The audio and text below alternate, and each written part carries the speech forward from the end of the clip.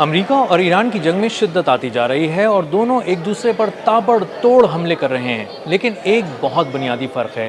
امریکہ جب ایران پر حملے کرتا ہے تو وہ بہت سے مقامات کو نشانہ بناتا ہے، لیکن ایران جب امریکہ کے مفادات پر، امریکہ کی فوجی تنصیبات پر حملہ کرتا ہے تو بہت ہی پریسائز حملے کرتا ہے اور بڑے پیمانے پر نقصان پہنچاتا ہے۔ مختصر حملوں میں بڑے نقصانات کی وجہ سے اس وقت امریکی حکام بہت زیادہ پریشان ہیں۔ ایک کوئک ریویو لیتے ہیں اور دیکھتے ہیں کہ آج امریکہ نے ایران میں کہاں کہاں حملے کیے اور ایران نے امریکہ کے کن مقامات کو نشانہ بنایا اور اس کو کتنے بڑے پیمانے پر نقصان اٹھانے پر مجبور کیا۔ میرا نام اظہر علی خان ہے اور آپ دیکھ رہے ہیں آج کی بات۔ امریکہ ایران میں گزشتہ رات حملے کرتا رہا، مختلف جگہوں کو نشانہ بناتا رہا، فوجی تنصیبات کو مختلف اہمیت کی حامل جگہوں کو نشانہ بناتا رہا، وہاں بمباری کی جاتی رہی اور کچھ ایسی کشتیوں کو بھی نشانہ بنایا جنہیں ایرانی پاسداران انقلاب کی سپیڈ بوٹس کہا گیا، لیکن بعد میں پتہ چلا کہ وہ عام سے انسانوں کی، ملاحوں کی کشتیاں تھیں اور غریب مچھیروں کی کشتیوں کو ایرانی پاسداران انقلاب کی سپیڈ بوٹس کہہ کر تباہ کر دیا گیا۔ اس کے بعد ایران نے ایک بہت ہی بڑے پیمانے پر حملوں کی لہر شروع کی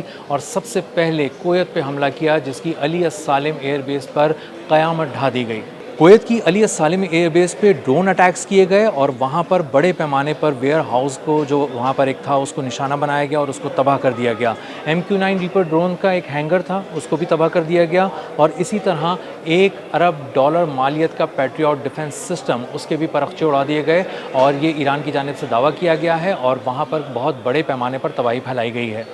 اسی طرح کویت میں ہی العدیری ایک کیمپ ہے جو کہ امریکی فوجیوں کا بہت بڑا اڈا ہے امریکی فوج کا، اور وہاں پر بھی اٹیک کیے گئے ایران کی جانب سے اور وہاں پر جو رہائش گاہیں تھیں امریکی فوج کی ان کو نشانہ بنایا گیا اور ایران کی جانب سے دعویٰ کیا گیا کہ وہاں پر بڑے پیمانے پر ہلاکتیں ہوئی ہیں اور بہت سے امریکی فوجی زخمی ہوئے ہیں۔ اسی طرح العدیری کیمپ پر ہی دوبارہ ایک حملہ کیا گیا جس کے اندر ہیلی کاپٹرز اور ڈرونز کے ہینگر کو نشانہ بنایا گیا اور وہاں پر کئی ہیلی کاپٹرز اور ڈرونز تباہ کرنے کی دعویٰ ایران کی جانب سے کیا گیا۔ اسی طرح العدیری کیمپ میں ہی ایک ٹیلی کمیونیکیشن ٹاور کو نشانہ بنایا گیا اور ایران نے کہا کہ یہ اس ٹیلی کمیونیکیشن ٹاور کے تباہی کا جواب ہے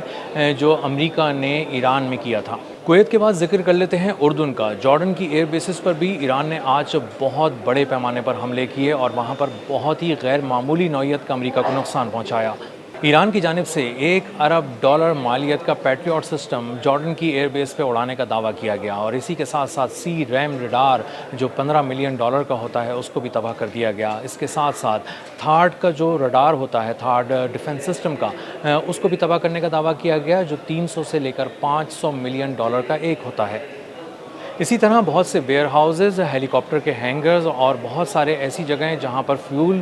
رکھا جاتا ہے، ایندھن ذخیرہ کیا جاتا ہے، ان تمام ذخائر کو بھی اڑا دیا گیا۔ کویت اور اردن کے بعد ذکر کر لیتے ہیں بحیرہ احمر کا، جہاں پر ریڈ سی میں 2 آئل ٹینکرز کو تباہ کر دیا گیا۔ حوثیوں نے یہ حملہ کیا، میزائل اور ڈرون اٹیکس کیے اور اس کے ذریعے انہوں نے سعودی عرب کے 2 آئل ٹینکرز کو، بڑے آئل ٹینکرز کو تباہ کر دیا۔ ایک کا نام انسیلیا تھا اور دوسرے کا نام لیلا تھا اور یہ سعودی عرب کا آئل لے کے جا رہے تھے جو ایکسپورٹ کی غرض سے روانہ کیا گیا تھا۔ آبنائے ہرمز کا تذکرہ کرتے ہیں جہاں ایک جہاز تباہ ہو گیا اور امریکہ بظاہر جو بہت سے حملے کر رہا ہے ایران کے خلاف، وہ ایران کی گرفت آبنائے ہرمز پر توڑنے میں مکمل طور پر ناکام نظر آتا ہے اور اب بھی ایران کا ہی کنٹرول وہاں پر نظر آ رہا ہے۔ مکمل طور پر آبنائے ہرمز بند ہے، جہازوں کی آمد و رفت رکی ہوئی ہے۔ ایران نہ اپنی مرضی سے کسی کو آنے دے رہا ہے، نہ امریکہ کی مرضی سے کسی کو گزرنے کی اجازت دے رہا ہے۔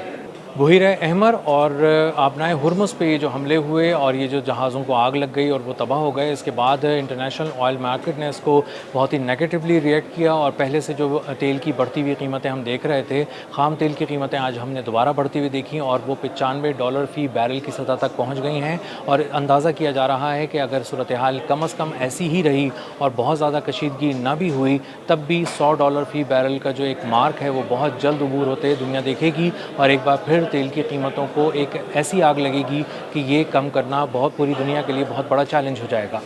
اسی کے ساتھ ساتھ ہم تذکرہ کریں ایران کا، تو ایران نے بہت دو ٹوک الفاظ میں امریکہ کو اور پوری دنیا کو پیغام دے دیا ہے کہ اگر ہمیں تیل کی تجارت نہیں کرنے دی گئی تو خطے کے کسی ملک کو ہم تیل کی تجارت نہیں کرنے دیں گے، پوری دنیا پھر تیل نہیں خرید سکے گی، یہاں سے ہم آبنائے ہرمز سے اور باب المندب سے تیل گزرنے نہیں دیں گے۔ اسی طرح ایران نے یہ بھی واضح کر دیا ہے کہ اگر اس کی شہری انفراسٹرکچر کو نشانہ بنایا گیا، اس کے توانائی پلانٹس کو نشانہ بنایا گیا، اس کے بجلی گھروں کو نشانہ بنایا گیا اور کسی طرح سے اس کے پانی کے ذخائر پر حملہ کرنے کی کوشش دوبارہ کی گئی امریکہ کی جانب سے، تو پورے خطے کے اندر اسی طرح کا جواب دیا جائے گا۔